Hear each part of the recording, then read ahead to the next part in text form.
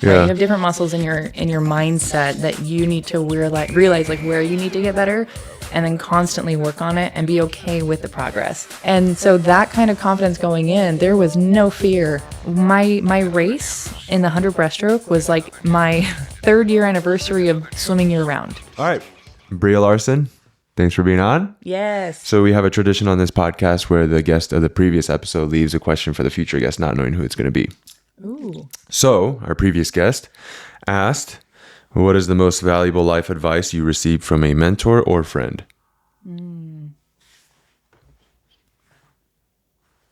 Advice that I've taken. Yeah, those are two different things, right? Advice that you've taken and advice that you've received. One, it was I think it was Tara Kirk.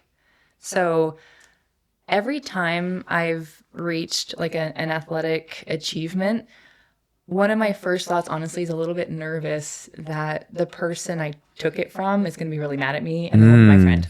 Mm-hmm. So when I broke Tara Kirk's record, I was really scared that she wouldn't like me. Mm-hmm. And I remember she reached out to me and said, congratulations. And we chatted for a little bit, and I was telling her right away, I was like, yeah, I don't really like the 200 breast. And she goes, train it. Always train every race, because you never know if that's going to be the race that gets you the next opportunity. So I'm really glad she told me that. I made only the 200 breaststroke for the 2015 Worlds, and I was kind of bummed that I didn't make the other ones. But it gave me another international trip. Mm-hmm. It was incredible. Had a lot of good experiences. I'm not taking that advice anymore. I only want to do the 100 and the 50. Yeah, yeah. So what was the big lesson that you took away from that?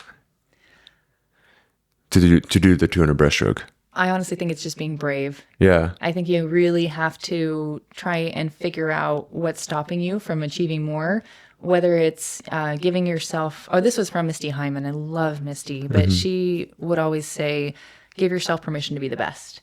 And it's really intimidating, because the higher you go, you see what everyone else is doing and you realize what it's going to take, and are you willing to do it? Mm-hmm. So very clearly right now, I'm not willing to train the 200. So I'm probably not going to do well in the 200. You're okay with that? I'm okay with that. But every day in practice, I can tell right away, and I'm very good at being honest with myself, if I swam scared. And so I'm like, you need to be brave. Go into this next repetition being willing to try so hard your body's going to give out. And if I do that, I just have to smile. I'm like, oh, I got it. How do you know when you're swimming scared? It's in my head. You know. I'm a little bit hesitant, or I call it the goblin. There's like a little negative voice in your head that talks to you. Mm-hmm. And my goblin is a lot more quiet now, because I've just kind of trained it. But it'll just kind of be like, please no. Is it scared to hurt? Yeah. Like, it's usually scared of to the pain. feel the burn and all that. Pain, yeah. I had a little bit of that when I was swimming too, like in college. I would always think about not the pain, but like the after effects of, I'm going to be so fatigued afterwards. And I didn't realize I was thinking that way in the moment. Right. But after the fact, I was like, I was always afraid of the after effect of like, okay, now it's going to take 2 to 3 days to recover from this because it was a high neural load, blah, blah, blah. And I should have just went for it instead of being worried about the repercussions of having to recover from this, you know? And it takes a lot of awareness though. Like that experience, like having the awareness that you're doing that is, I think, the first step to fixing it. Right. Yeah. And I wish more people would be gentle on themselves, understanding that on the mindset side, it's the same amount of muscles. Yeah. Right? You have different muscles in your mindset that you need to realize like where you need to get better, and then constantly work on it and be okay with the progress. Like if we have a repetition we don't complete in the weight room, we tried hard, but didn't quite get it. So next time. Yeah. So if you go into a race, which is far less in between, like we have less races than repetitions, but if you have a race where you mentally give up, just figure out why, how you want to get better at the next one. Yeah. What are some things that you're working on right now mentally? I think a lot of it is giving myself permission to be faster, to be better. Yeah. There's a really weird like ego battle every once in a while that I was in this ego battle probably 5 months ago, before my elbows started getting a little bit better, of thinking, well, everyone is so fast now. What's the point? And then you have to realize, like, well, where is that coming from? Like, what is the point? Is the point to beat all of those people? Is the point to prove something to who? Who are you trying to prove? And Who are you when trying to impress? Yeah. And when I figured that out, I realized I didn't really care about those people. Truly, like they're not in the swimming world anymore. Right. Or they're coaches that I've never coached me, but have just said little comments here and there. And so when I hear others who've either received comments or those who give comments to others that have no place to do that, it can plant seeds in that person's brain. Right. And when I hear that and see it, I go out of my way, and it's not my business, but I go out of my way to try and correct that really quickly. Yeah. Isn't that funny? Like when we think about, oh, these people are going to speak negatively about me. And we think it's like a lot of people, but usually when you really think about it, you can boil it down to like one or two people. It's like usually your mom or like your dad or a former coach or a teammate, you know? It's the worst with younger athletes. They think everybody hates me. I'm like, 2 girls are making fun of you. Right. Yeah. It's not everyone. It's two. Yeah. It's 2 girls that don't have what you have. And so they're insecure. And so they want to make fun of you. Yeah. I want to talk about, you have a crazy swim career. It's a lot of up and down. It's a wild swim career. Can we go over your how you got, well, let's go back to like maybe 8 to 10 years old, those years, like what you were doing. You weren't even swimming, right? Summer recreation. Recreationally, right? Can you talk about your whole childhood and all of that? I loved to play. Any sport that was out there, I'd want to try it. I really wanted to be a gymnast when I was younger. And so I would do cartwheels in the front yard every day until I was, 10 years old and 6 feet tall. Were you 6 feet at 10? I was probably 5, 10 and a half. I was a very big kid. Yeah. I think by like 7th grade, I had almost finished growing. I was probably 5'11" at 7th grade. And then within the next 4 years grew like an inch. Wow. And so gymnast, and you were doing gymnastics? No. Just cartwheels in the front yard. Okay. Just yeah. like we grew up in very low income circumstances. Yeah. And so all of your dreams were just trying to match what you saw on the television. And so like when I say I did gymnastics, I'm like, no, I didn't. I just did cartwheels in the front yard. Yeah. That's what it was. Yeah. But I was going to make the Olympic team in gymnastics. Yeah, you're clearly built for that. Very good cartwheels. But we had an uncle or a family uncle, Paul Van Balagui. I believe he was the one who usually paid for our summer recreation swimming. And we were with the Pal Piranhas. And I hated it. It was so hard. This is in Mesa. This is in Mesa, yeah.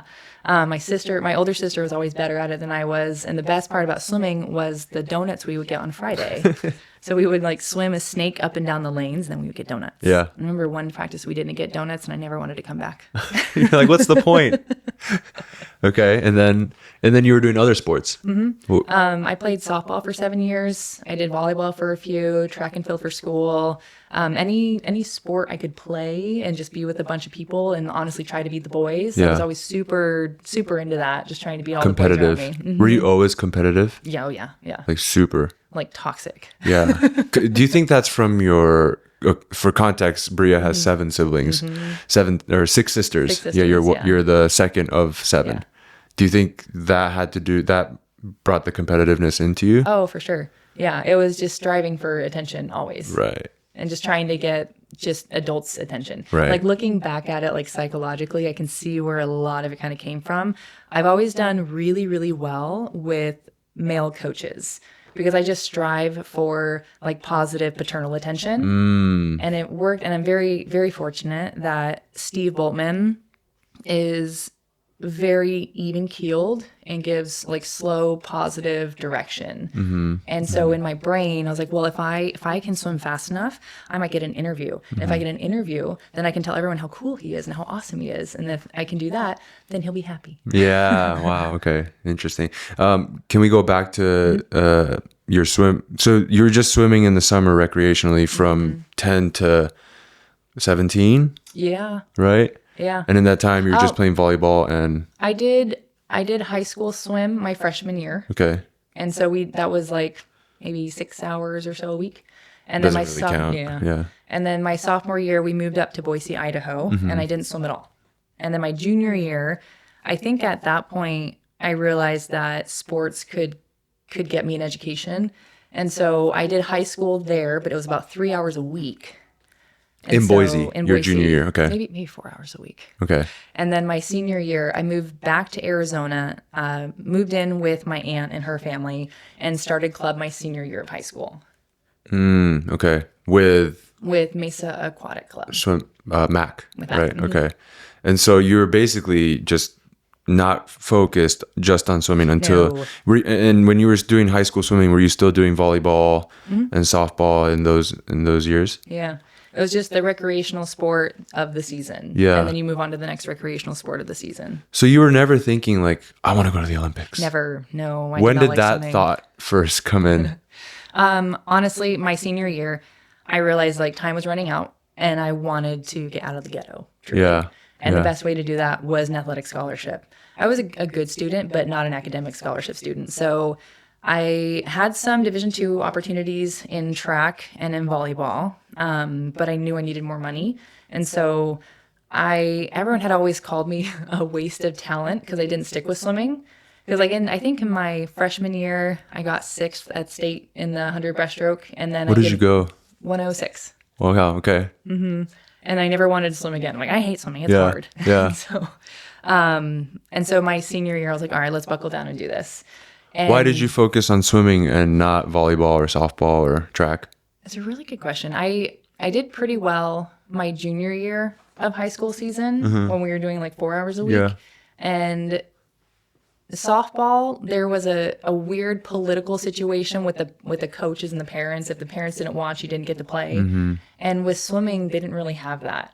And I was good enough in swimming that it might have an opportunity. And I got 2 letters of interest, one from West Point and one from Soka University. And I think that was flattering enough that For swimming or for swimming. okay. Yeah. Okay.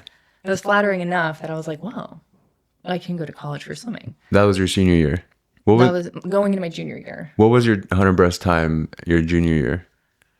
I don't think I went faster than 106. It might have been 107. Okay, but you were still getting offers. Yeah. And were you a better softball player than you were a swimmer? I think so. Really? I loved it. What position did you play? I played pitcher and first base. Okay. But because of the political stuff, you're like, Yeah. I'm gonna go swimming and not do softball. How about track? I did love track. But I really just wanted to be a jumper. It's like, because if you think about it, What did you do in track? I did long jump and triple jump. Okay. I was pretty good at the 400. Yeah. But I just didn't want to train it. Yeah. And so, yeah. So senior year, what happened in the 100 breast? Like you just went off? Yeah, every meet I dropped a second. Okay. So I started out, I think at the beginning of the season at like a 110, and then 109, 108, 107, and went down to 102. Wow. And so it was just kept swimming. And my coach at the time, Brad Herring, he was very inspirational. So he'd give us a set that we weren't supposed to be able to do.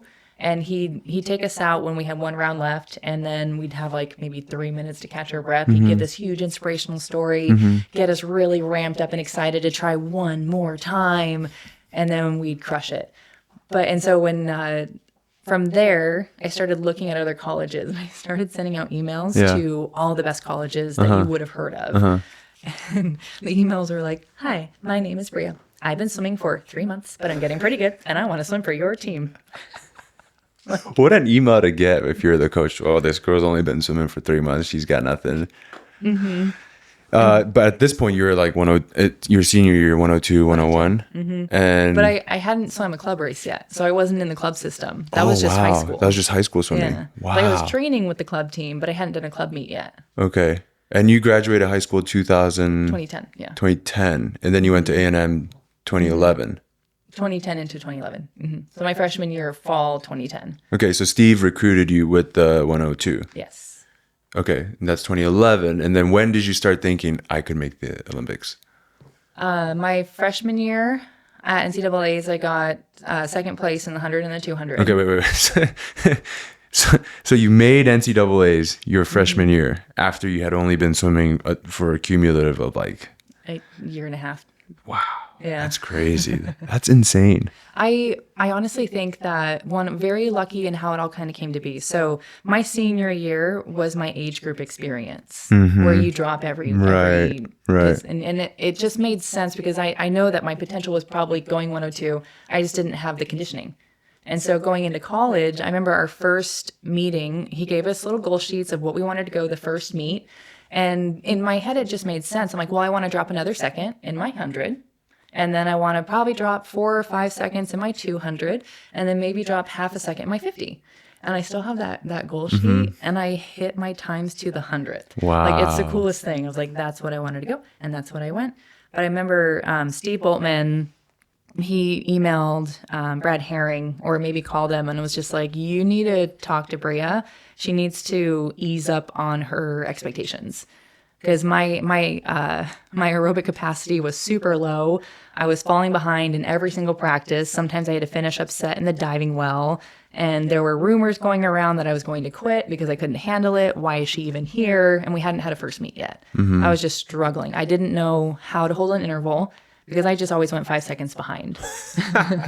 It's like super simple things. Yeah, you but were it's like, learning. you put someone in a different sport, and if they don't catch on to certain vocabulary words, they're never going to learn it, and no one ever bothered to explain it. Right, because it's so commonplace for us that. Or things like, okay, we're going to descend. I don't know what that means. Right. And I did not bother asking, so I just swim, and then one of the assistant coaches, poor girl, she ended up getting me a mini whiteboard, and it was Breeja's whiteboard because Breeja doesn't know how to do a set. Breeja doesn't know how to memorize swim sets, and Breeja doesn't know how to do her intervals. Right. Like, it was humiliating. I appreciated it. And I think other teammates did too. Like, where's Breeja's whiteboard? Everyone's looking for it. Oh, because everyone else needed it too. So you, at this point, you had never done a long course meet. My senior year, I did nationals. Okay, so you just casually qualify for nationals. You're okay. Okay. And what did you go your freshman year of college? Long course, probably a 112 maybe. Okay. Your freshman year. My freshman year. Okay. Yeah. And then short course? Short course, 58. What was that? You must have, because your identity up to that point was softball athlete, track athlete, and then volleyball player. And then to kind of grow into, because like when you, for a lot of the college freshman swimmers, their entire life, their entire identity is I'm a swimmer. Yeah. Did you have that going in, or were you kind of like, oh, I'm just trying this thing and oh, I got a scholarship, let's go try it? Yeah. It sounds like disrespectful. Yeah. I feel like I always had to be really gentle when I explain the story because I know it can be like baffling and anger a lot of people because it doesn't seem fair. Right. You know? But life's not fair. No, it's not. Yeah, it's not. So what was your identity? Like, what did you identify? Did you identify as an athlete or as a swimmer at that point? Probably just more as an athlete. Yeah. And I honestly was just in survival mode. Yeah. There was a moment my freshman year that was really tough. We were doing underwater sets, and I kept hyperventilating and coming up early and had the, I guess, identity of like, I can't do this. I can't do a 25 underwater. Like, I can't do it. It's not for me. Because I'm not a traditional swimmer. Yeah. Okay. And so when I was given the very blunt truth, like, well, you're going to learn and you're going to get better at it. It was that one practice in particular was so difficult. And I remember going to the cafeteria, just like half crying and half falling asleep on my bike. I was so tired. And I like sat down with a huge trough full of food because in my brain, it's like, okay, you have to eat because if you don't eat, you don't have energy. You don't have energy, you don't perform. You don't perform, you get kicked out of school. You get kicked out of school, you have no food. And it was just like this anxiety cycle. Right. And so I sat down with this big bowl of oatmeal, just ready to chow down. And I remember the pathetic feeling of holding the spoon from the bowl to my mouth was too heavy. I was like, I can't do it. So I'd get like really close to the bowl. Bring your face to the bowl and like eat. just eat it like a dog. And after like the first bite I tried, I don't think my brain was ready for food. And I started choking on it because I was too tired to swallow the oatmeal. Wow. I was just like, it was humiliating. And everyone's like, are you okay? But it was just a breaking point for me. And then I tried to go take a nap, and my muscles were twitching so hard I couldn't fall asleep. And so I sent my mom this really sad message. This was before iPhones, so you could see the pages. This was like on a BlackBerry or something. The Sidekick. Remember that thing?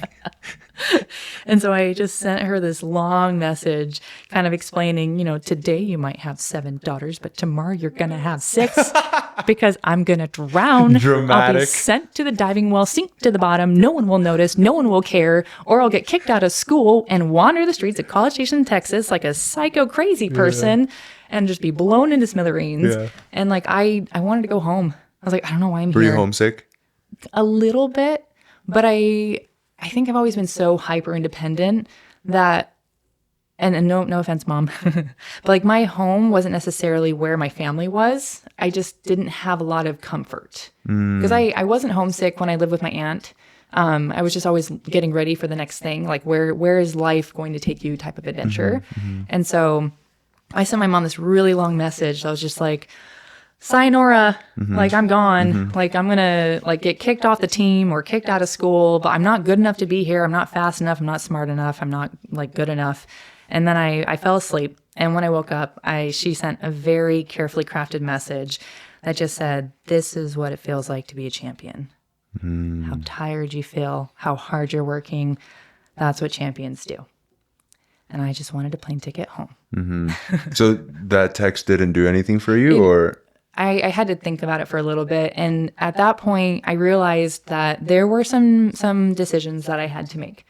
Was it possible to leave? In my brain, I felt like I would be too embarrassed to go because there were a lot of different parents who would help me a lot. So I had one of my swim moms, Donna Levitro. She went to Bed Bath & Beyond with me, and she bought me my dorm room, my towels, my sheets. And I remember, I think she spent like $300, and that was like God's money at the time to my brain. I was like, oh my gosh, she spent, and it's still a lot of money, but she spent $300. There's no way I can quit and stare her in the face and say I couldn't do it. Say you wasted your $300. So thank you, Donna, for taking me to Best Buy or Bed Bath & Beyond. And so there were a couple of things like that. And I had gotten a full ride opportunity to a couple of different schools, and I had turned them down to get a partial scholarship at A&M. And that was also embarrassing. The school was bigger, and Alia Atkinson had just won the 200 breaststroke. And so I knew Steve was a good 200 swimmer, and I liked the idea of being a small fish in a big pond instead of a big fish in a small pond. Yeah. She was in the Olympic final with you, right? Yes. Oh, wow. Yes. Okay. I didn't know you guys. I was watching the video the other day of the race, and you guys were holding hands after the race. I didn't know you guys knew. I didn't know if you knew her or not. She was the reason I went. Oh, okay. I was devastated when I found out because I got a catalog of each swimmer. Steve had sent a catalog, and in the catalog it said she was a junior, and that was one of the reasons why I committed. Oh, so you'd be teammates with her. Okay. But the catalog was a year old. So, but luckily I've been able to race her a lot through World Cups and stuff. But I think she is the best ray of sunshine that is on planet Earth. Yeah. She's amazing. And so I was so grateful she was in that final with me, so I could just hold her hand on the way out. Right. So how do we go from, crying and barely falling asleep because you're twitching to like what happened between that and Olympic trials 2012? I realized I had to recondition my brain because I had conditioned myself unknowingly to be really afraid whenever I smelled chlorine, to be really anxious whenever I heard the word hypoxic. It still gets me a little bit. I know. But we were in my psych class, and we were learning about Pavlov's dog experiment, how he conditioned dogs to salivate at the sound of a bell. So I just began thinking, if I can condition myself to be excited instead of terrified every time we have something difficult coming up, it might help. So at that point, I started trying to find out different ways. So the first thing that was easiest was just smile. So whenever you get something scary or nervous, just start smiling. For no reason. Yeah, just as a coping mechanism. And I realize I do it still all the time. When I'm nervous or someone says something that I'm not sure how to take it, I'll giggle or I'll smile and to just kind of like help cope through it. And that really made a difference. And did you discover that by yourself or through self-experimentation? Yeah. Like we learn in our psych class that smiling brings more dopamine and endorphins and everything. And so you tried it and then you're like, oh, this works. Yeah. Okay. And I had a lot of little tricks. Like I had a pen that I would put in my mouth like this. So it like, forces force you you to to smile. smile. Yeah. Okay. So I had my smile pen to help me out. And I just tried a bunch of different things. I learned more about visualization and about like trying to visualize all the different stimuli and everything. And it really started to make a big difference. And so in my goals, I think I had a lot of ignorant confidence because I had been able to drop a second almost every single race that I swam. So why can't I stop? And I feel like there's a lot of limitations when someone looks at a record saying, oh, that person did it. No one will ever break it. That's the ceiling. Yeah. And when I, at the end of my freshman year, when I went a 58, I remember I had this big interview with Swam and a couple others. And they're like, well, what's your next goal? I had no problem sharing it. And I goes, I want to go 57.75. And I don't even think I knew what the record was. I just liked the sandwich number. Is that a prime number? Is that why? I'm like 5775. Yeah. And everyone went quiet, like reverent. Because that was really fast back then. Yeah. Right? And I think Tara Kirk had the record for like 10 years. Like no one had come close. What was the record? 57.77. Okay. Just a little bit under. Okay. Annie Chandler got really close. Annie Grievers now. Yeah. Love Annie. She's awesome. But it didn't make sense to me to not want to break it. And that was, I attribute that to Brad Herring at Mesa Aquatics, how he kind of taught us. He's like, have a goal and go for it. And so in my brain, I'm like, that swim was one swim one person did one time. Like, why can't anyone just break that? Yeah. And so the next year, put in a lot more mental work, and I was more in shape and had a hold of intervals and vocabulary within swimming, and it was great. This is your sophomore year now. My sophomore year. year. What did you go your freshman year? Sorry. 58.6 maybe. Okay. So you only had to drop 0.9. Yeah. Okay. And so my going into the NCAA's, it was like one of the most smoothest races I've ever swam. The 58.6. That year I went 57.71. Wow. I think. Okay. So you didn't work with a sports psych or anything. Yeah. This is all self-experimentation, talking to coaches maybe, and figuring out how does my mind operate and where do I need to get my mind to not suffer and swim fast, right? Yeah. Oh, wow, that's great. Because like so many people, I feel like struggle with the mental side of things, but they can't get themselves out of it. But you were somehow able to do that. And again, I think a lot of it, so there's this inverted parabola that a lot of athletes will go through. David Plummer told me about this, where you will hit at some point some sort of peak. And then once you kind of trip over and fall, you can tumble down into this area and now you have more knowledge. So for me, that happened probably in 2015, where I felt like I was no longer a big fish in a small pond. I was a tiny little tadpole in the world's ocean, and everyone was really, really fast. And I started getting a lot of different explanations and coaching pointers from way too many people. And I started to get really insecure of whether or not my training was getting me faster. And I stopped. You had too much trusting. input. Yeah, you're like, is this the right thing? Stopped trusting the process. In 2015. Okay. I want to get to that, but I want to go back to pre-Olympic trials. So Olympic trials that year was your sophomore year, right? Or the summer of your you just finished your sophomore year and then that was that summer. Yeah.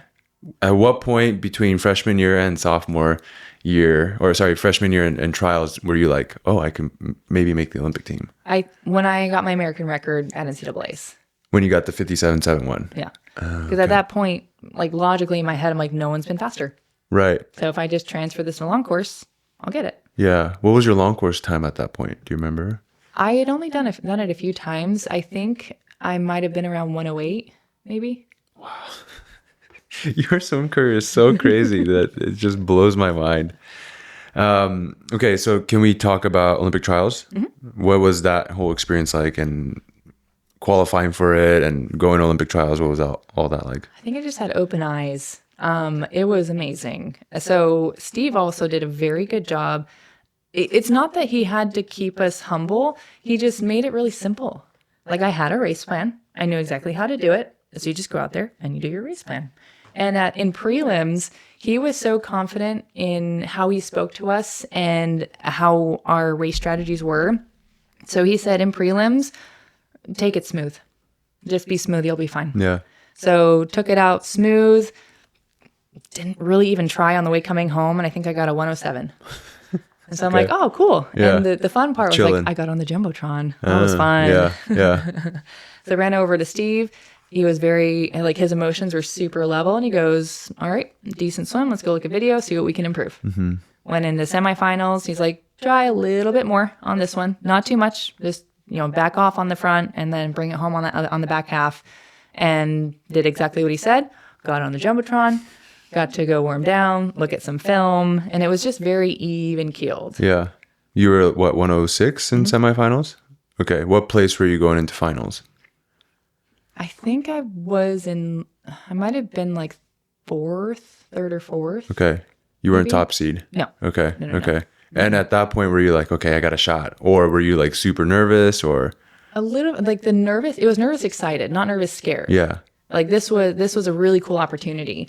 And again, Steve just kept it very, very simple. He's like, we know how many strokes to take, how long to hold each stroke, how much pressure to build, and then just come home. And I remember it was a little intimidating because we had Jessica Hardy, who was the world record holder, right, and her teammate Rebecca Sony, who like hadn't lost a breaststroke race since 2008. Yeah. So 4-year breaststroke reigning champ. Yeah. And the tough thing was I wanted to fangirl. I wanted to be enamored. I wanted to be their friend. But it was in this spot where it's like, you are their competitor. Yeah. You're their enemy. Yeah. And I honestly, I'm grateful for this. I didn't really have a chance to get too nervous. So I remember I went to go put on my suit. It ripped. We went and got another one. And so I had like 4 minutes to get to the ready room after the suit was on. And Steve was walking so slow, checking his watch, one step at a time. And I'm like wanting to run. He goes, we've got time. Yeah. So we get there. I sit down. 20 seconds later, stand up and go out. And the crowd was roaring. It was super exciting. And so there was no fear at all. It was just exciting. Yeah. You're like, I want to go. Yeah. Let's see how fast I can swim. Yeah. Let's do it. Yeah. And I remember the start. I remember trying to stay smooth. I remember I was a little bit ahead because I turned and I saw the other ones and I saw my feet start to leave before their feet kind of touched. So I got really excited and like tried to keep control of it. And then I was about a quarter of the way or like a quarter before the finish and the little goblin in my brain, I remember this so clearly. My head was like, Breeja, no matter what happens. And I shut it off so fast. I was like, not today. You were like, nope. Yeah. Do not do that. And I really don't like it when people say that. Like, no matter what happens, we love you. I'm like, you're giving them permission to fail. Yeah. Because, and so in my head, I'm like, there's no permission. This is just go. Yeah. Go. Kick, pull, kick, pull. And I remember I hit the wall and I looked up at the Jumbotron and I just remember seeing my shocked face. And I was like, oh, God. And I had like 3 thoughts in my brain. And I remember this so clearly. It was like, Steve is going to make me warm down forever. That's what you were worried about after making the Olympic team? But then I still had to grapple with it. And I was like, I think that means I made the Olympic team. I think that means I'm an Olympian. And then the one thought was so weird. It's like, I can't wait to tell my 2nd grade teacher, Mrs. Curley. I don't know why. Like, she didn't have anything to do with my swimming, but it was like... Did she tell you couldn't make the Olympic? You were going to be nothing or something like that? I liked her. She was great. Okay. I think it was like a weird flashback of just saying like where I started. Just like Holmes Elementary and like in the middle of the ghetto. And now I'm in this huge pool in Omaha and I'm an Olympian. Like, what does that even mean? Right. What? Right. Like, I'm going to be on TV? Like, it was so surreal. And I like couldn't grapple with it. I felt like my brain just almost went into static of like, what do I do? Yeah. So your brain kind of went back to your past and found somebody from the past that was home for you from that era of your life, from being in the ghetto in Mesa. Yeah. And you're like, I want to tell that person that I did it. And it's like, fast forward really quick because it's a cute story. I remember after the Olympics, I got to go do a couple of events and speak. I definitely wanted to go back to Holmes Elementary. And I remember giving this assembly to everyone. And one of the teachers messaged me afterwards because I remember there's a little girl that said, do you live in a really big house? Like if you make the Olympics, you get to move into a really big house. Yeah, you make so much money. And I was like, no, I live in a very, very small apartment. And so her teacher sent me a picture of this, and that this little girl in her daily journal where they write, she goes, if an Olympian can live in a small house, maybe I can be an Olympian too. And like that has been a driving factor for me. I love doing speaking events with young kids and just being able to show them it's like, it takes a lot of hard work. And like, we don't all have the same great opportunities, but we can create opportunities to be great. And when you can find that opportunity, take it and run with it and do whatever you can with it. And so that was a really, like, that still sticks with me a lot.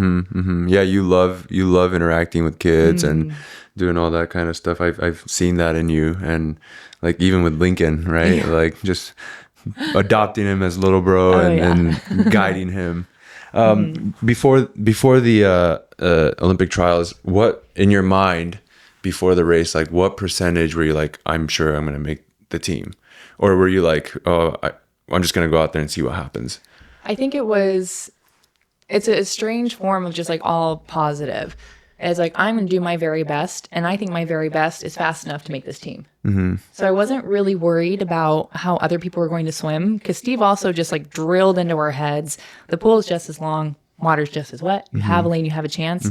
That's your lane. What can you do in that lane? And so whatever other people did, it didn't matter. So even now, like when people go really fast in an event, in my head, I'm like, oh, good for them. I'm going to go faster. Watch this. What did your training look like back then in 2012? Very regimented. I don't think it ever changed. Okay. Every Monday morning was aerobic freestyle, then aerobic breaststroke. Every Monday night was IM and breaststroke. Every Tuesday was fly and pace. Everything was the same. Steve had such a regimented program. So we knew we were tapering when we did like 100 less kick. And he'd slowly taper it down. He just had it down to such a science. Yeah. He had a process that he copy and pasted every season. What was the total yardage like? Depending, it would probably be maybe 6,500 to 7,000 a practice. Wow. Maybe. Okay. So like what we're doing is like a big shock. Very, very different. Yeah. What did the training look like from trials to London? Steve was on the team with us. Oh, nice. So, yeah, Okay. I think because Camille Adams and I both won our events, he got picked up on the Olympic staff.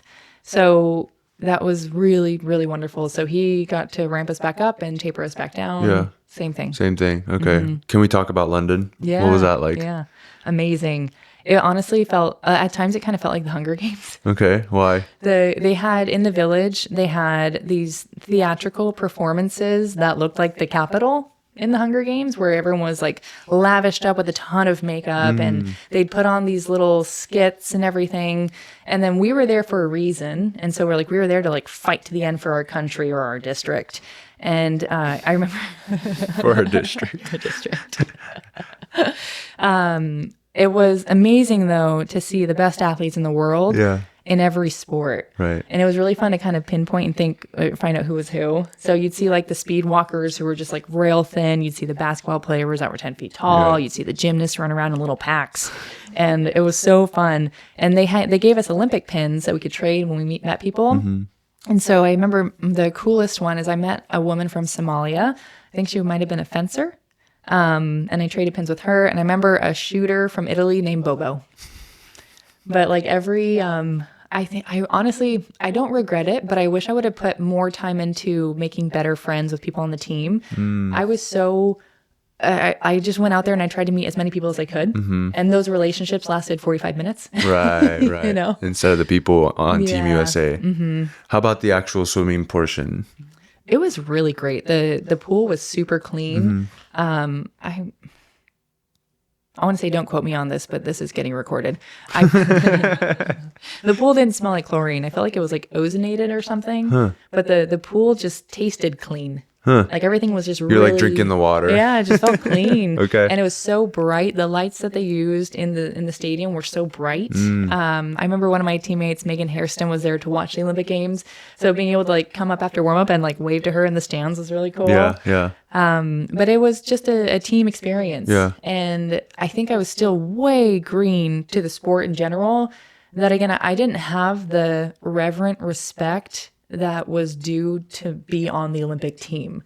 It was just such a wild ride. From others. Yes. Yeah. So my race in the 100 breaststroke was like my 3rd year anniversary of swimming year round. That's so crazy. It was so fast. Yeah. You know, and like you just take it in stride. And I constantly watched all the other Olympians and how they reacted to questions, how they reacted to attention, and just tried to copy. And I think even that was not a social faux pas, but I didn't have near enough experience to emulate the same kind of confidence. But in my brain, it's like monkey see, monkey do. Right. So were you able to emulate that confidence? Oh, yeah. Wow. And well, in my brain as well, it's like US is the best in the world. US wins every medal because on TV, that's all you see. Right. You see the races, you see the winners. So in my head, the confidence was like, I'm part of Team USA. We are going to win. We're all getting gold medals and we're going home and everyone's going to get a world record. Right. That's just facts. That's life. how it goes. US is the best. Yeah. And so that kind of confidence going in, there was no fear. You didn't feel the pressure of being on Team USA. No. At all. No. And because that was the same year as a lot of the greats were still there. So Natalie Colgan was still on the team, Jason Lezak, Michael Phelps, Ryan Lochte, and it was the upcoming of Missy Franklin and Katie Ledecky. Right. It was such an eclectic team of the incredible people that we grew up with, and then the all-stars that are seen as the greats now. Right. And it was such a great camaraderie, and we had a really fun activity we did. We had a Call Me Maybe video. Oh, yeah. And it just kind of brought everyone together, and Yeah. it was so fun. And the veterans of that team did such a great job of like babysitting the newbies and just being really, really kind. And so I just had this like childlike wonder of like, everybody loves everybody. This is so great. We're all going to go win. Let's have fun and smile along the whole way. Yeah. And like Michael Phelps, I went up to him and kind of asked like, do you ever get nervous? And he was just like, no.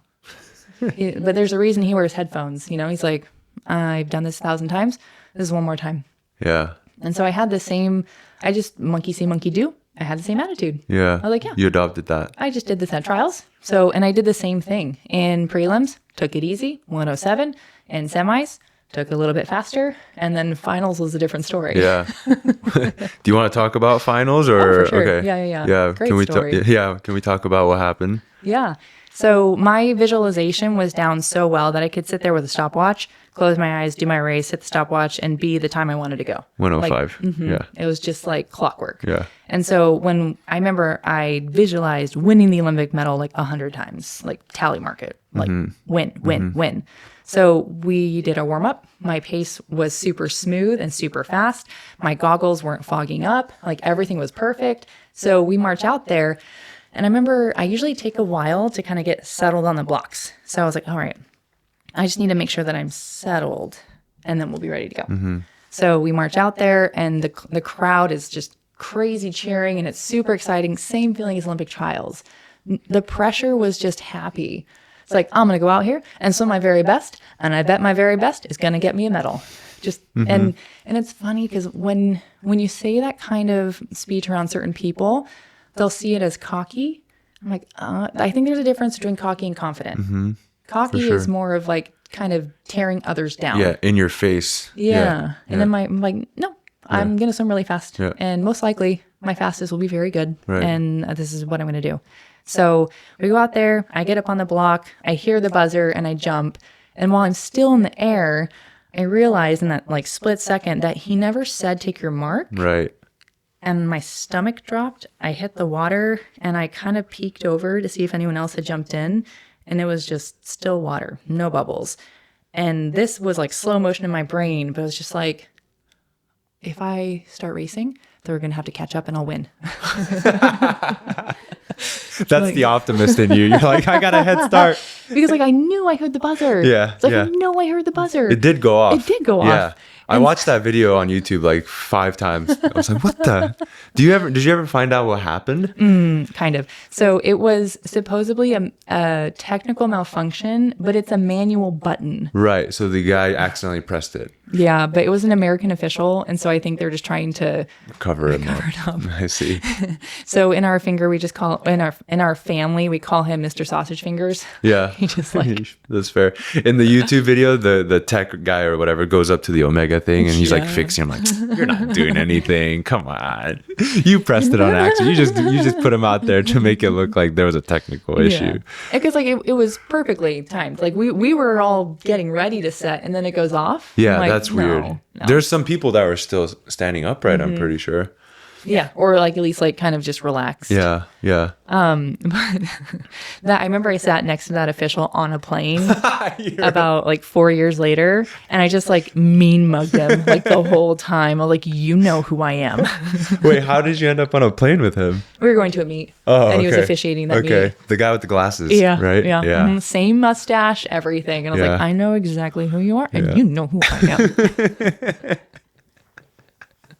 am. And then the actual race. Can you talk about the underwater camera thing? Yeah. So I just remember coming out of the water and trying to figure out what went on, and I just remember seeing 30,000 people staring at me, and it was so quiet, so quiet. I was like, I don't know what to do. You were smiling though. Yeah. Was that a nervous smile thing? It was compensating. Yeah. Okay, I was just like, okay, all right, just smile through this.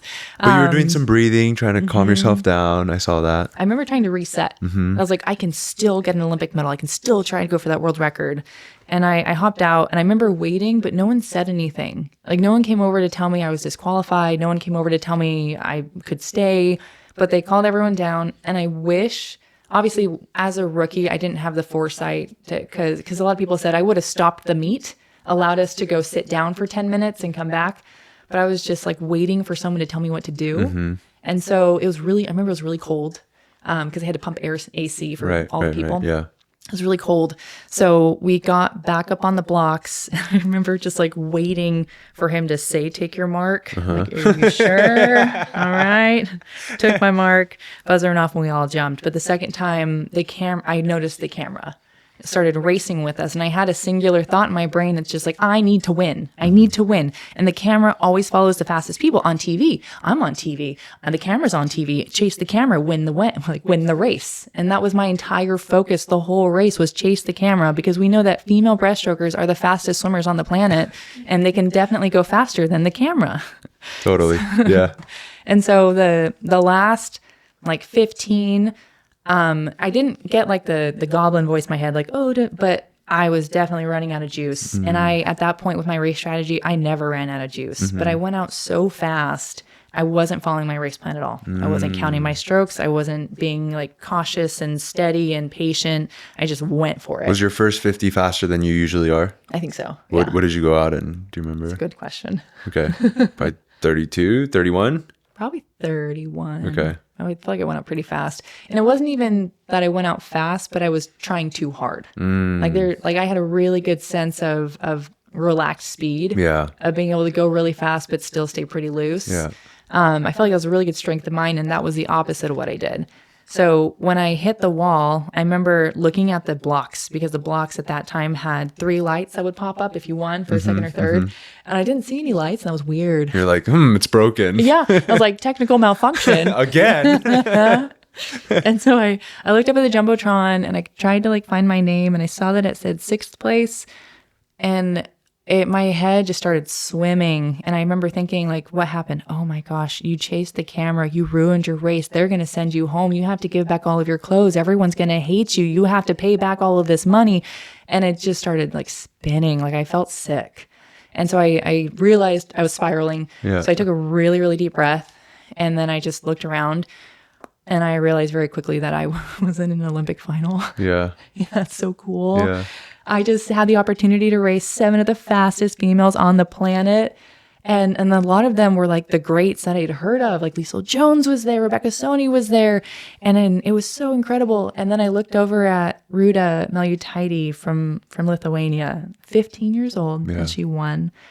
And all of a sudden I became like, in that moment, like I went back and like I was a little second grader looking at the screen, and I was like, she looks just like those gymnasts I used to watch. She's so powerful and beautiful and strong, and she's little like me. If she can do it, I can do it.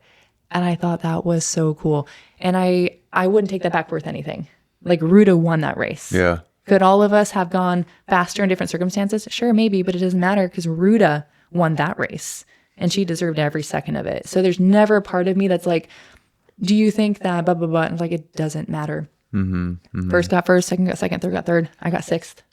And that race. And in everyone in that heat, I've beaten all of them at least once. And all of them have beaten me once. Right. Or twice or three times. But I remember getting out of the pool and just needing some comfort. 'Cause I was like, that was a lot to just process. Yeah, all at once. And Allie was in the heat with us. So I grabbed her hand Yeah. and we smiled and we walked off together. Yeah. It's crazy how fast your brain can go from, I'm going to have to give all my clothes back and fly home to that mindset. Like how quickly you can do that in such a high pressure situation. Because for some people, they swim in, they were expected to win and they swim the Olympic final and then they go all through all that. They get sixth place and they go down a spiral for, months, maybe years. Yeah. But you did that in 8 seconds, maybe. Yeah. Right? Where does Where does that come from? I attribute that back to freshman year. I was in such survival mode that it's like you have two options.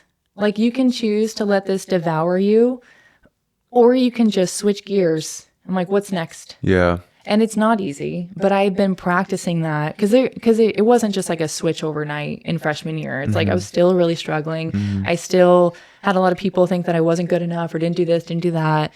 And so it's like, I am here and I do deserve this spot. I earned this spot and I can continue to let that eat me alive. All the negative comments. I'm like, or you can just get better. And so it's just like I try to create that, like, it's not ignorant confidence anymore, but it's like toxic positivity. And so You it's gaslight yourself into... Yeah. It's like, what can I do to make this better? What was really great about it? And when I spoke with Steve, he was angry at the officials. And the same thing, he took that race in stride, and it's like, there were some good things and there were some things we can work on. And so we looked at film, saw what we could obviously work on. And since that day, give me 17 cameras beneath the lane. I want all the cameras beneath my lane. It's like, I'm ready. Because the camera was in lane 3 or 6 or whatever, right? It was right like, underneath. Yeah. Yeah, wow. I want to talk about, are you ever in a bad mood? Oh, for sure. Okay. Yeah. Okay. Yeah. You always seem like you're in a good mood. A lot of it, and I do attribute this to being an Olympian, is I definitely take advantage of wearing that mask, because I feel like when you have, and I've heard some people talk about like certain Olympians and they just have a terrible opinion because of one experience. Yeah. Like this person, I waited for hours for an autograph and they just walked past me and said, no, they're the worst person ever. And I've heard incredible things because they looked so tired, but they stayed an extra 45 minutes to give my kid an autograph type thing.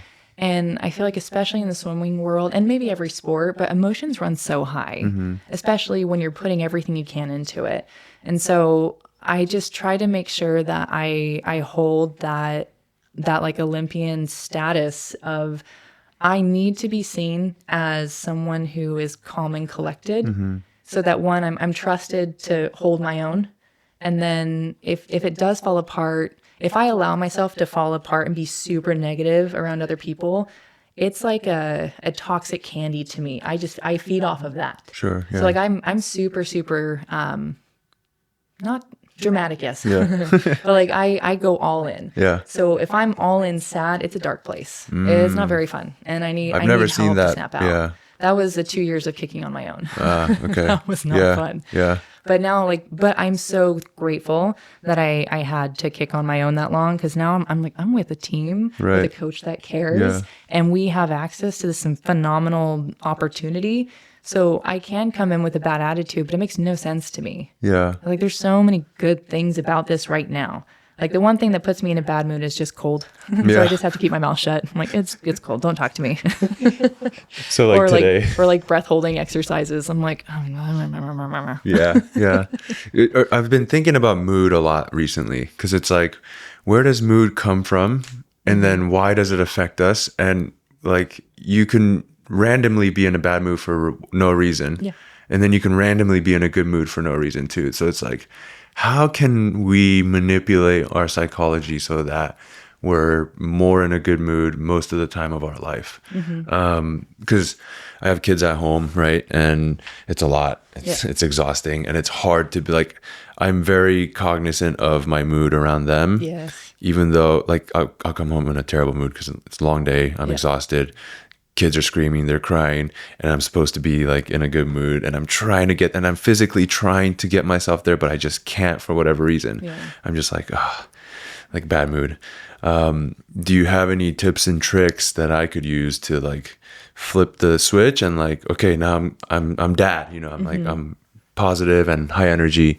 Do you have any tips and tricks for that? Yeah. I can feel the same way. I'll overextend myself a lot on swim lessons. So I've gone some days where I'll go 12 or 13 hours of swim lessons. Right. And it is really tough when you're on hour 10, 11, 12, 13. It's hard, right? And I just think, and again, it's like the kid that got the last slot, you know, and I've been on my feet. I don't take lunch breaks. I like snack along the day. I'm on my feet that long.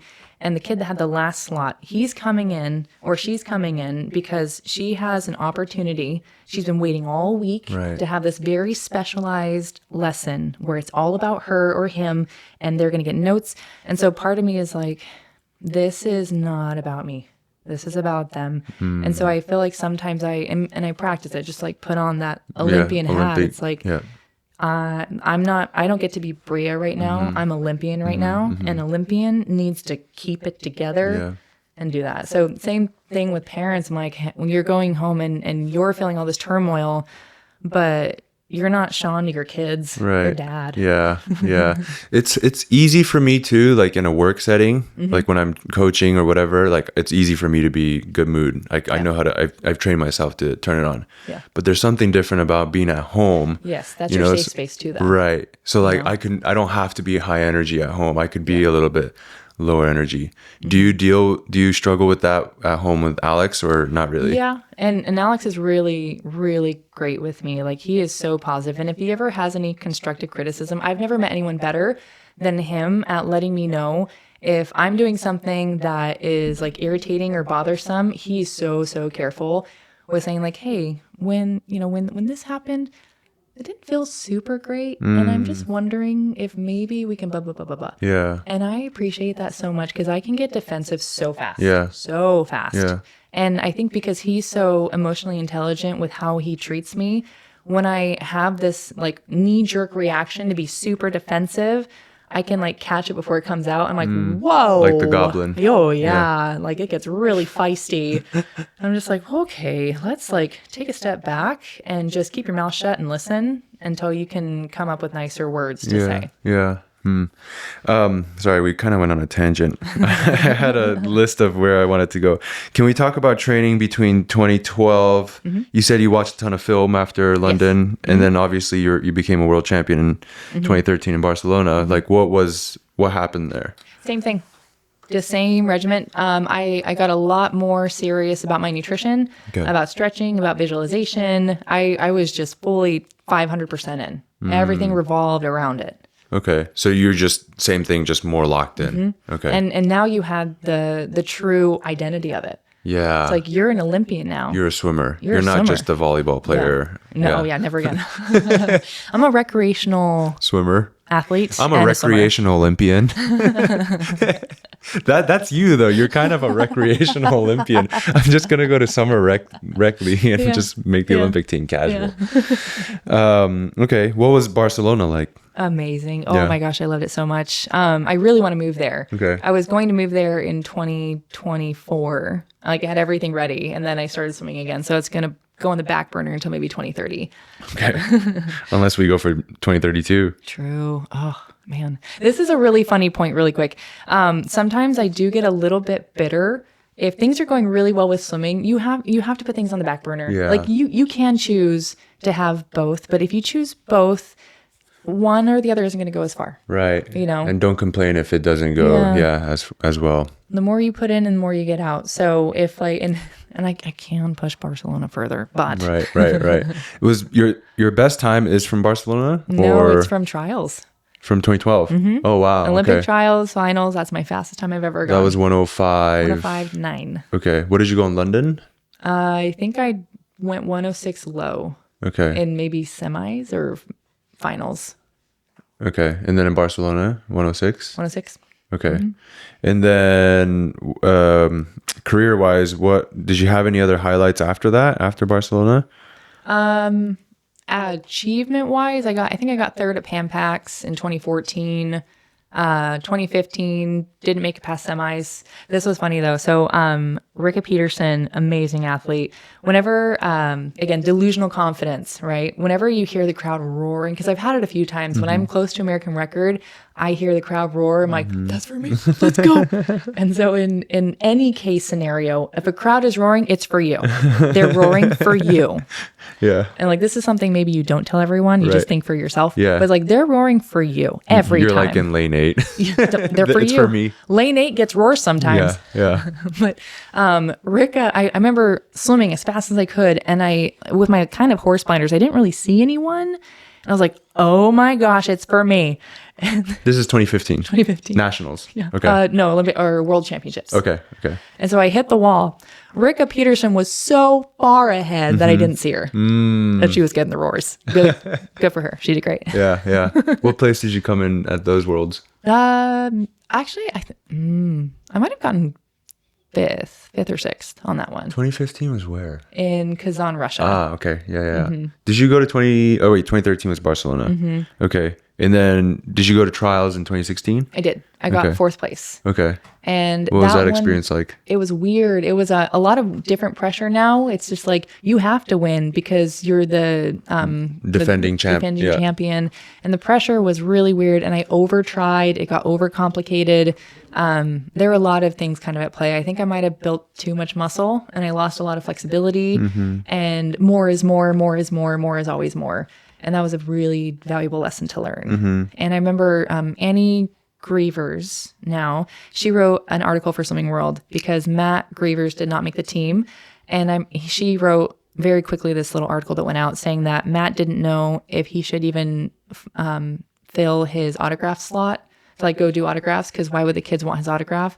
I heard that. I'm like, what are you talking about? You are like the ideal, like, look at you. Yeah. You're 15 feet tall, super muscular, very kind. Yeah. You take muscle pictures with 10-year-olds.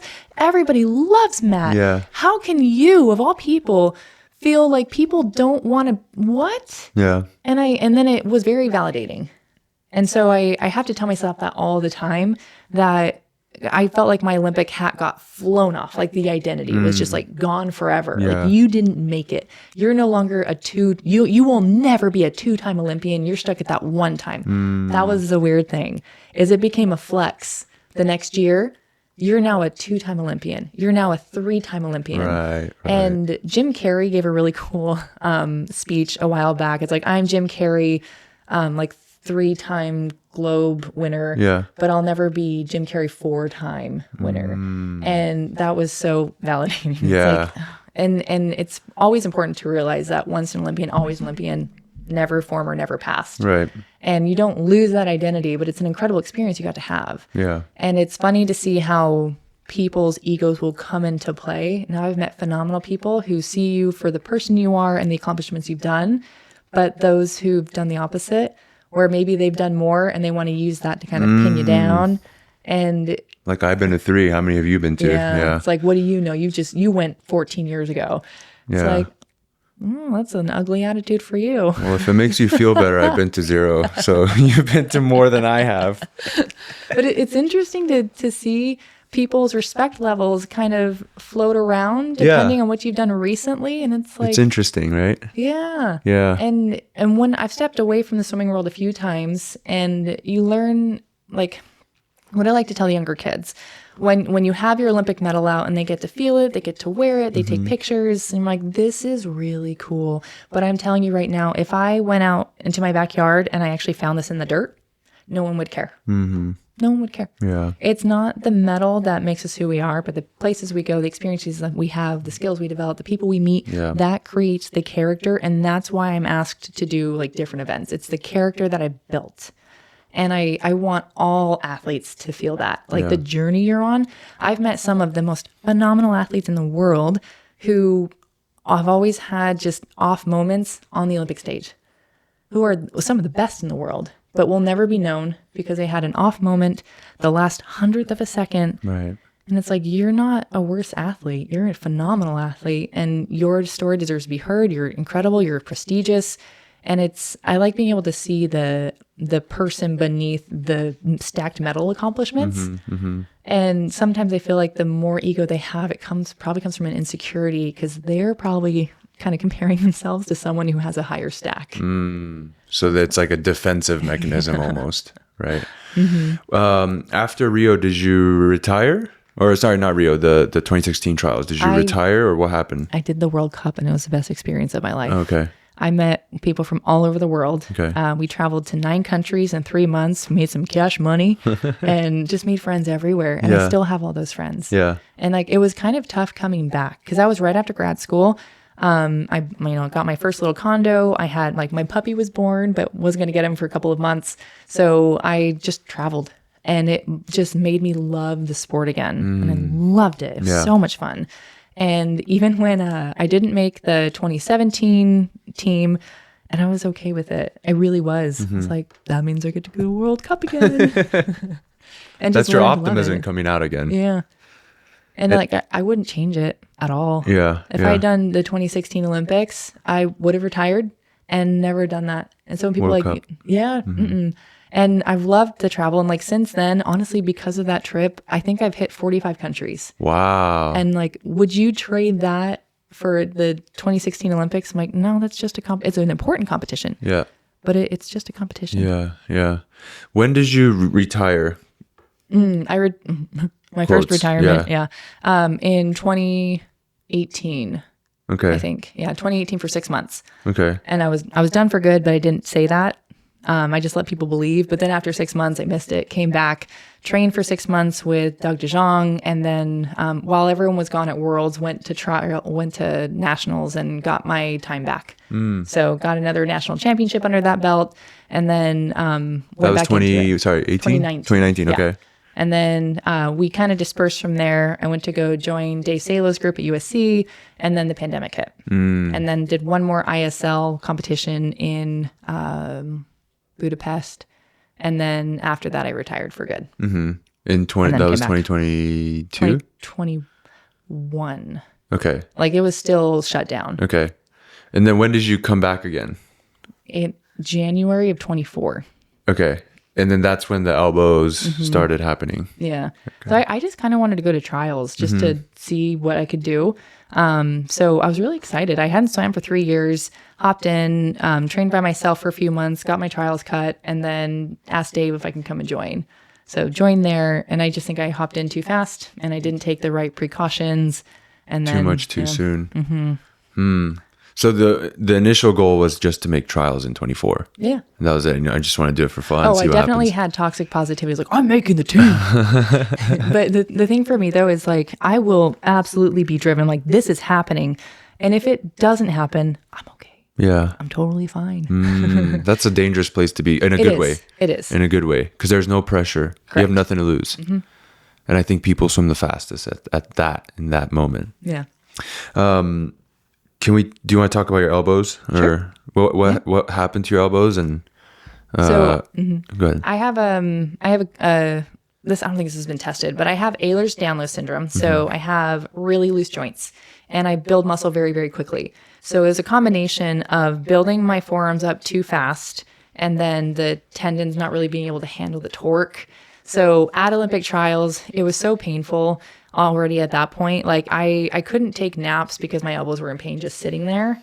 And so I still went for it. And I could see in my races that I was just like, my elbows were slipping because I couldn't handle the pressure. So I just like kicked the whole thing. What did you go at trials? 110. Okay. I didn't even make the trials cut at trials. Wow. Yeah. Okay. What was the trials cut? Maybe like, let's say 110.6. Yeah. So I probably like 110.8. Yeah. And you just went 110 in Westmont. Yeah. Wow. Yeah. What were you, 110 what? 110.1. Oh, okay. Yeah. I just got really competitive right now. I was like, yeah, I got it. The time trial. Yeah. So 110.1, that's the fastest I've been since I retired in 2021. Cool. Okay. So we're progressing. Yeah. Awesome. And then it got better after 18 months. Yes. A lot of work. A lot of rehab. A lot of rehab. With Dr. Josh, right? You actually met Dr. Josh before me. Yeah, I reached out to him on Instagram and kind of just asked if we wanted to collaborate and just talk about it. I definitely wanted my story to be heard for others to not do the same thing. It's like, listen to your body, please. Yeah, because what the thing that you were doing was you were so mentally tough that even when you're in pain, you would swim with paddles. Yeah. You're like, I can get through it. Yeah. Yeah, that's crazy. I think it would be a mistake if we didn't talk about like actual breaststroke technique, because I think you're an excellent technician. You do a ton of clinics. You basically, do 12 hours of private lessons. So you see, Eat, breathe, sleep, breaststroke. yeah, like all you think about is breaststroke. What are some things that you are working on in your breaststroke right now, or how do you think about breaststroke? Like, what do you like? If you were to describe breaststroke, how would you talk about it? Breaststroke is such a different beast. It's so dynamic and very, very technical. And I honestly think there's like 15 different ways to do it. Yeah. And the thing I feel like society falls into the trap of is whoever swims the fastest, that's obviously the best way. And I reject that. I'm like, that's the best way for that person and their body type. Yeah. I had the privilege of coaching at Nova Aquatics for a couple years, and I had a really great little breaststroke group, and each one of those breaststrokers had a different form. And so what worked for one would not work for the other. And I had to be very gentle in explaining that. And I'm like, your body has the mobility to do this right now. So let's work on this angle. So the biggest thing with your breaststroke kick is trying to get your feet turned out. The biggest problem I see is people's feet are stuck here and they just kind of do like a hamstring curl where they just kick down. And if their kick seems powerful because at the very end of their kick, they can push together, my thing is like, how much more powerful could it be if you actually got pushed from the very top all the way through? That's where Lincoln can be so dangerous. I'm so excited. He has so much unlimited potential. Like like the coaching brain in mine gets so excited every day to like see if I can help tweak something. Yeah, I started implementing some ankle stuff for him so we can turn his feet out more. What are the main principles that you talk about, like differences in individuals? Like what are some of the main principles that you stick with for breaststroke? So making sure that when they're in their glide, that their hands are together. Okay. Because you just think that's just air or hydrodynamic. Sure. Like how can your body move from one point to the other as fast as it can? So depending on the race, I know with the 50 breaststroke, especially with the men, they'll tend to start their pull before they finish their kick. Right. And that's a different style. Yeah.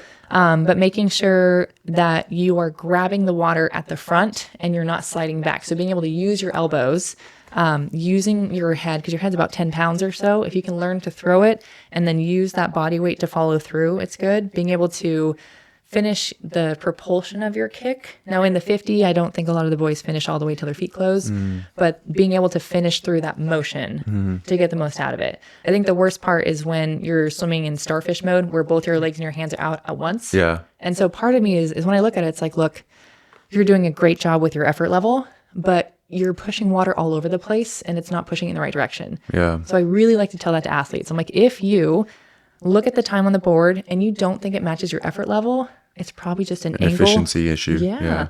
And letting them know, it's like, you are a very powerful athlete. We just got to fix the angles. That's it. And then sometimes I see a lot in their underwater dolphin kick for that one you're allowed to do. One dolphin kick. Nico. One dolphin kick. Nico. Looking at the amplitude. Yeah. So it was actually really interesting. When Caleb Dressel was here training with us, he gave the suggestion to make it as big and powerful as you can. So looking at the way that Caleb is built, it works really well for him because he can actually hold it all the way through. But if you don't quite have that mobility, you need to find the most efficient way for your body type to get through. So with a lot of the athletes that I work with, most of them, I have them just do a smaller whip kick because usually when they kick really big, point A, point B, they just kind of go on a roller coaster, and it's not giving them speed. Not at all. They're just making motion just to make motion. And if they do a small one, they might still get there at the same time. But I'm like, but you're saving a lot of energy. Right. Just whip it. Right. And so like learn for breaststrokers to learn how to be more mobile in their upper thoracic and learning how to be a little bit better at their dolphin kick, that can be a really powerful tool. You're very mobile, but your kick is not huge. No. But it's also not small. Correct. It's kind of in mine between. Mine used to be really big. And so I'm still learning how to hold the water with my dolphin kick. And it's a weird balance. And tell me if you feel this at all as a coach, where like you see it and you know how to describe it and tell them how to get better, but it doesn't mean you know how to do it. Right. Yeah. And whenever I get that kind of like that pushback sometimes, I'm like, well, what does your dolphin kick look like? I'm like, do you think all of these older coaches have great dolphin kicks? Right. No or way. Are they really good at explaining the physiological motion to help them with their machines? And so I'll bite back fast. I was like, I know enough about swimming in general now that I can look at anyone's stroke and help them figure out how to move their body faster. You see it and you can see that like, oh, something looks off. Yeah. And a lot of times that's kind of how I coach is like, I'll see something and I don't like what I see. And sometimes I don't always know why, but I will be like, oh, I want it to be like this and let's go try it. Let's go see if that helps. When your breaststroke feels the best, where is most of your intention? It's always in my arms. And I think it was heartbreaking to lose my arms. It was like, I can't even tell you, like, I love everything arm based. I love arms in the weight room. I love arms in swimming. So when I couldn't wash my face for like 2 years because the pressure hurt, I was like, what is life? Yeah. This is awful. Yeah. But it forced me to learn more about my kick. So I'm appreciative of the down cycles to make the up cycles so much better. Yeah. But I do think that being able to be open to exploring different movements is really important. I think that we can get really stuck. Maybe one coach said something and they really trust that coach and they don't want to differ from it. Yeah. But it's like, let's just try it. Let's do an experiment where we test like 5 or 10 meters of sprinting with different things and just see what it looks like. Yeah. And for a lot of the swimmers, I'm very open and vulnerable with the kids that I work with. I'm like, hey, if you don't like this, I want you to tell me, truly. Because if you're not going to do this when you leave, I don't want to waste your time. Right. I want to make sure that when you look at the video, you like what you see, it feels okay, and that you're going to continue working on this. Yeah. So I like to be super collaborative and help them gain more independence in what they're doing. What are some things that you're working on right now in your stroke? Learning how to catch a little bit better.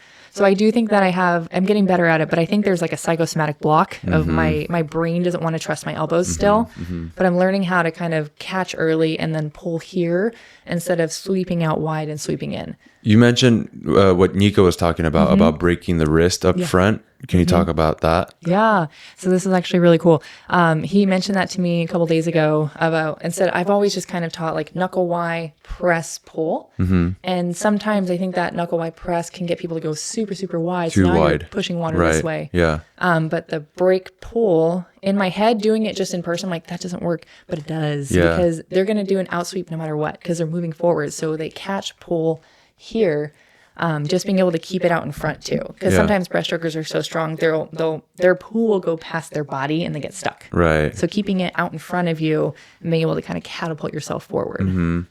The other day, yesterday, I was talking about Marina and Nico, how they have a very small standard deviation in their dive, or even their stroke too, actually. Like there's very little variance in their stroke, even when we try to mess with something. And then I was joking, Calvin, like if they have a standard deviation of 0.1, Calvin has a standard deviation of 6 when it comes to his dive. Like it always looks different. I feel like your breaststroke also has a high standard deviation. Do you feel like that or no? Yeah. I think the more I've been swimming with you, the more control I'm gaining But I think I've just been experimenting so much. Yeah, that, we've been doing a lot. Yeah. And then it's totally fine because I know especially right now is a really great time to try a bunch of things.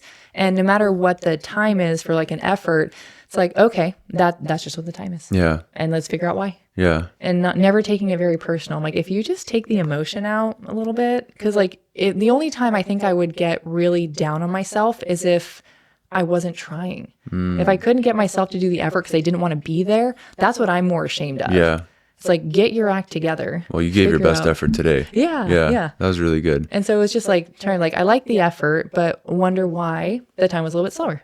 Well, everyone was a little bit off today. Yeah. And I hate to use the weather as an excuse, but it was pretty cold today. Yeah. So I wonder if that's part of it. And then also we're in the middle of a pretty heavy strength phase. So like, I think everyone's just kind of feeling that a little bit. Yeah. And so like when one person is off, it's like, oh, maybe they had a bad day. But when everybody's a little bit off, I'm like, oh, it's probably the training is working. We're actually applying the stimulus that we want to apply. Yeah. I was going to say something about your breaststroke. Sorry. When you first came in, your breaststroke, there was kind of like this hitch almost, like when you're like in the pause. shoot phase. I feel like, I just thought of this. I feel like we're slowly getting rid of that. Yeah. Have you noticed that? Yeah. I've been trying to breathe forward. What does So that a mean? lot of breaststrokers will pull themselves up and then shoot. Yeah. So I've just been, whenever I breathe, I just try to breathe forward. Yeah. Because in fly, the same thing. If you watch little kids do fly, if they breathe up, they go vertical. Yeah. I go like this. So the same kind of thing with breaststroke. I'm like, if you go up, then you go vertical, your feet are down, you're there, and it's really hard to kind of go forward. Some people are really good at it. And that's the other thing. It's like, what does your body react with? Like I've seen a couple of younger guys who are really good where they go vertical and then hitch forward. And to me, it doesn't look fast, but their times are super fast. Michael kind of swims like that. He's a little bit more upright. Yeah. Lily King was another one. Yeah. Yeah. Like the magician that she is, like when I look at her stroke without looking at anyone else, it doesn't agree with what I've learned about what breaststroke is. I'm like, you can't argue the time. Right. Like she's crushing it. Yeah. Yeah. And I feel like your hips have gotten better. Yes. At getting higher out of the water. Is that from, what do you think that's from? I think that I think is also just from breathing forward. Oh, that helps because you're going keeping, this way, and yeah. so your hips come up. That makes sense. Or we're learning how to throw. Yeah. So adding in fins to learn how to like throw further just kind of gets that body line there. Yeah. And I think today, so I love having non-breaststrokers critique my stroke. I love it. Interesting. Because they don't have a specific thing they're looking for. Like I do. I can see the points of where to go, but I had Maxine look at it and she was saying that my feet aren't low, but they're not high. And so Yeah, like, that's when I kind of finish what my we kick, talked about the other day. Yeah. yeah. And so having someone who is not a specific breaststroker point that out, it's just like okay, so Oh, it you really noticed is. that. Yeah, because yeah. you're a coach, you're looking for it. So in my head, I'm like, maybe, yeah, I agree with you. Like they could be higher, but when it's obvious enough for someone else to see it, it's like, you got to fix that. Yeah. So I love it when anyone really makes a comment on it. I'm never offended. At first, in my youth stage, it's like, you're not my coach. Don't tell me what to do. You know nothing. Right. Right. But it's like, no, I know enough about the physiology behind swimming now that if you give me a hint, if I don't understand, I'm going to ask and kind of get down to what you mean by it. But I love getting any kind of info because I'm more secure now. Before, I think for younger swimmers, it's tough when you have a bunch of voices. But I know enough and I'm confident about my movements that I can accept or reject when people say and something. you can take the useful ones and throw away the non-useful ones. I did notice during the 425s today, your kick was low, but it was better than what it had been. Increasing better, yeah. So it was in the middle of the set. So I was like, should I say it? And I was like, nah, I elected not to, but I'm letting you know right now. I love your comments. They help so much. Like Do they? Yes. Okay. Oh my gosh, yes. We were doing just dive 25s or something. And I was like hyping myself. I'm like, we got this. We're ready.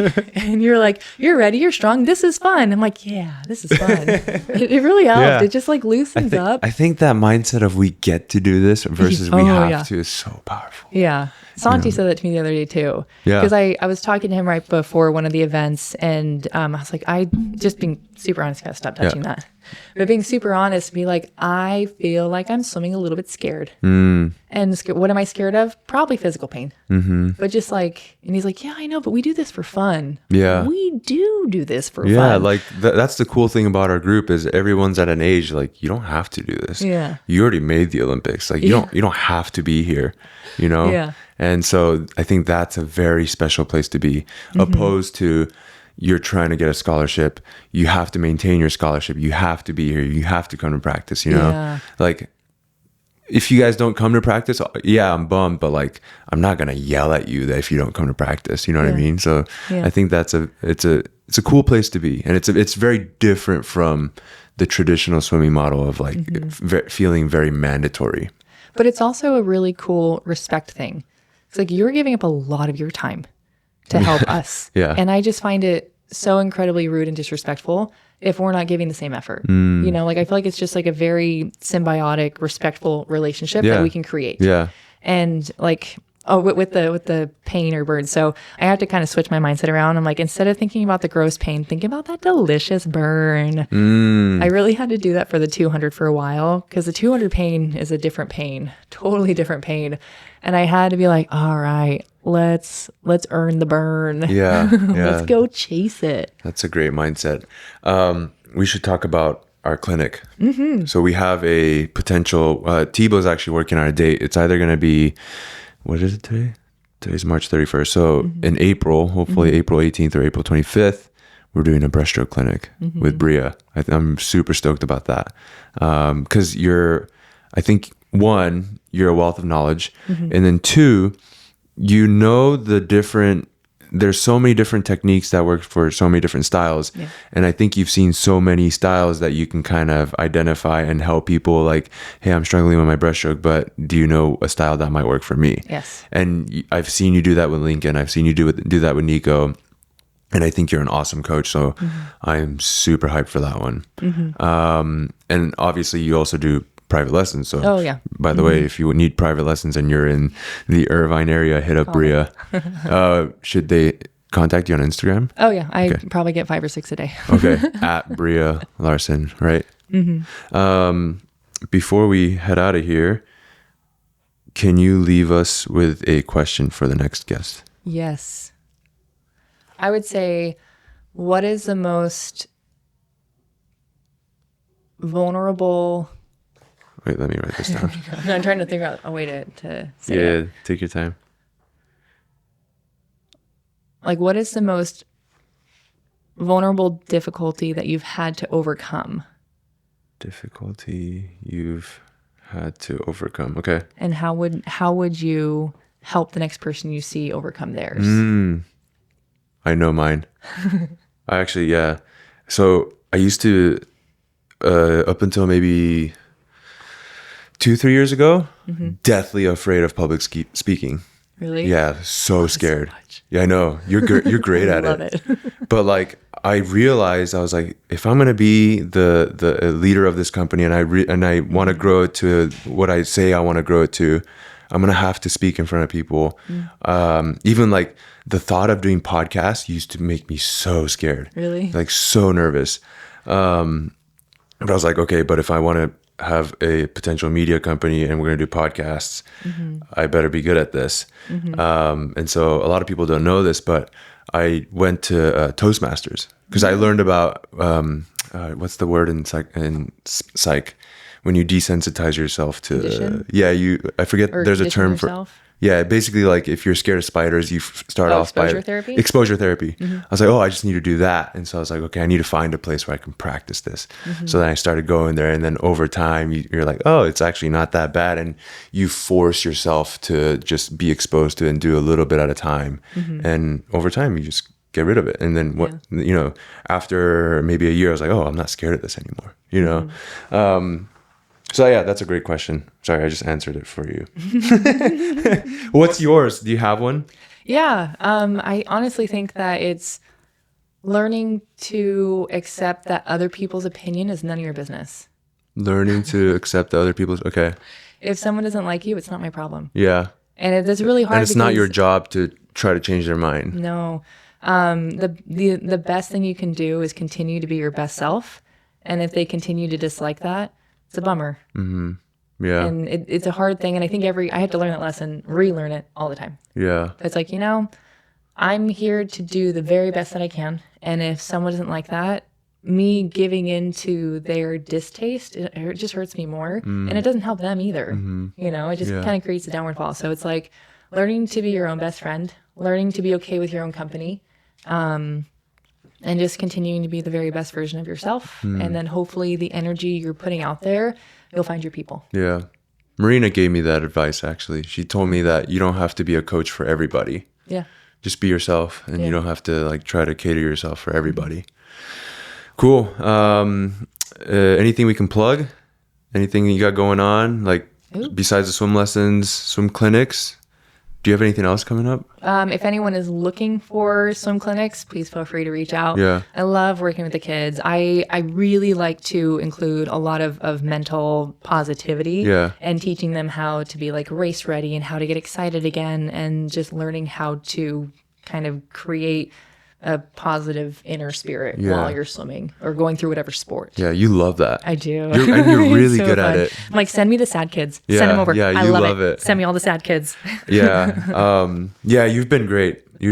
I was, because the team keeps growing. So I'm like really nervous about bringing people in because I don't want, bad energy. I was like 1,000% wrong. Right. It makes sense though. It's like you have this like battered older swimmer. It's like, please give me a right. chance. Because I had no idea who you were. So I was like, I have no idea what kind of energy she's going to bring. So I was like, when we had that first phone call, like now that looking back, I feel like an asshole for it. Cause I feel like I was a little bit rude. But you've been great. You've injected a ton of positive energy into the team, and you help us with breaststroke technique. And I'll ask you to coach Nico because sometimes I'm not sure of what to do. And you've been awesome. So thank you for being a positive light to our team. Yeah, absolutely. Okay. If people want to contact you, should they email you? Instagram? Yeah, Instagram and email is great. Sometimes I get super, super busy. So if like a couple of days go by and I don't respond, just poke the message. Okay. Do you want to give your email publicly or no? Yeah, my email is breejalarson@gmail.com. Oh, easy. Yeah, I'm super weird name. Just make sure you add the silent J in there. It's looks Breeja. like Breeja. Yeah. Okay. Awesome. Thanks for coming on. Yeah, absolutely. Bye, everyone.